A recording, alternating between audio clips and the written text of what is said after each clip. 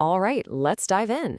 Today, we're tackling a really interesting topic. Breaking down the second lecture in a series from Professor Lawal Anarajwi, we're going to talk about a special kind of research tool, one that helps scientists get this incredible big picture view when they're facing these huge, complex health problems. So, here's our game plan for the next few minutes. We're going to start with a public health puzzle. Then, we'll look at the tool researchers use to crack it. We'll break down the three main ways they use this tool. But also, we're going to talk about a major pitfall, a real danger you have to watch out for. And finally, we'll see how scientists get around that danger to do smart, safe research. Sound good? Okay, let's get right to it. To really get why this kind of research matters so much, you need a good puzzle, a real head-scratcher of a problem that the usual methods just can't quite solve. So imagine this for a second. Let's say you're a researcher in Nigeria. You're looking at two different provinces, and on the surface, they seem almost identical, right? Same climate, pretty much the same kinds of people living there. But here's the kicker. One province has a malaria rate that is just skyrocketing. It's completely out of control. Meanwhile, the other one, doing way, way better. So the big question is, why? What is going on here? Well, to answer a massive question like that, you can't just look at one person at a time, right? That's not going to cut it. You've got to pull back, you've got to zoom way out. You need a tool that lets you see the whole forest, not just the individual trees. And that tool, that special way of zooming out, is called an ecological study. This is how we get that bird's eye view we've been talking about, especially for these huge public health challenges. So, what exactly is an ecological study? Well, it's pretty simple, actually. Instead of focusing on individual people, one by one, these studies look at entire groups. We're talking a whole village, maybe a province, a region. You could even look at an entire country. The whole idea is to take all that group-level data, mash it together, and look for big, overarching patterns. But why do this? Why look at the group instead of the person? Well, for one, sometimes the thing you're interested in, think about something like air quality or a new government health policy, it doesn't just affect one person, it affects the whole community. And let's be real, trying to get data from every single individual, that can be incredibly expensive and take forever. So this bird's eye view is a super useful, low-cost, and quick way to get a first guess, a hypothesis about what's really going on.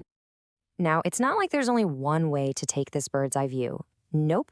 Researchers actually have three main approaches, three different designs they can pull from their toolkit. Okay, let's break these down.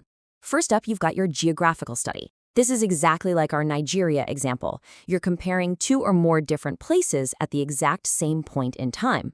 You might be looking at mosquito net use in one province versus another. Simple enough, right? Then you've got the longitudinal study. This one is all about time.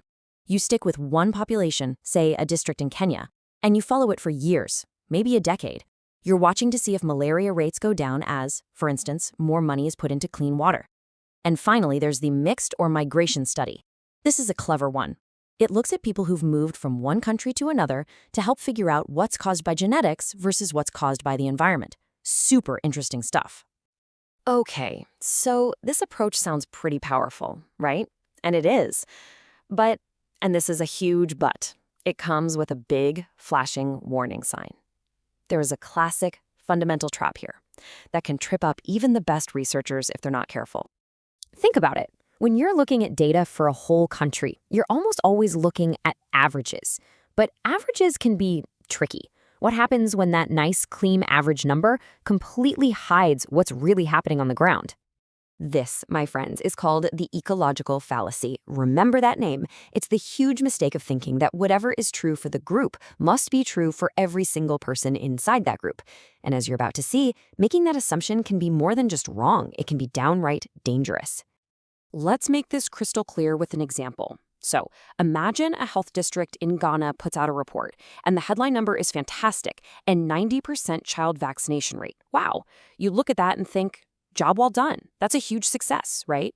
But hold on. Let's dig into that number. That shiny 90% average, it's hiding something really important. Turns out, in the cities where the clinics are well stocked, the vaccination rate is nearly perfect, like 99%. But you go out to the remote rural villages, and that rate plummets to just 65%. See what happened? That one successful average totally erased the fact that there's a huge group of kids who are incredibly vulnerable. And if you're a policymaker and you only look at that 90%, you're going to completely fail the very children who need you the most. So after hearing that, you might be thinking, wow, are these studies just too dangerous to use? And the answer is a definite no, not at all. It just means that scientists have had to get a lot smarter and a lot more careful about how they use this powerful tool. You see, researchers know all about the ecological fallacy, and they're also aware of other tricky issues, like how just changing the map boundaries can actually change your results, or how what's happening in one area can spill over and affect its neighbors. So how on earth do they manage all of that complexity? Well, they fight back with some really clever statistics. They use things called multi-level models, which is just a fancy way of saying they can look at the big group picture and individual factors all at the same time. Whenever possible, they'll try to mix in some actual individual level data to double-check their findings. But maybe most important of all, they are extremely careful with their language. They'll say two things are linked or associated. They will almost never say one thing causes another based on this data alone. They know their job here is to generate good questions, not to give final answers. And really, that brings us full circle, right back to the main point. As Professor Lawal puts it so well in his lecture, the real power of these studies is in generating those first crucial ideas, those hypotheses. They're a relatively easy, fast, and cheap way to get started, to point the way for the more expensive, more detailed studies that will come later. So, what should you take away from all this? I think it's this. The next time you see a news story, a headline about a country's health or its wealth or anything else that uses a big average number, pause for a second. Think like a researcher. Ask yourself, okay, but what could that average be hiding? It's a simple question, but it's one of the most powerful ones you can ask. Thanks for tuning in.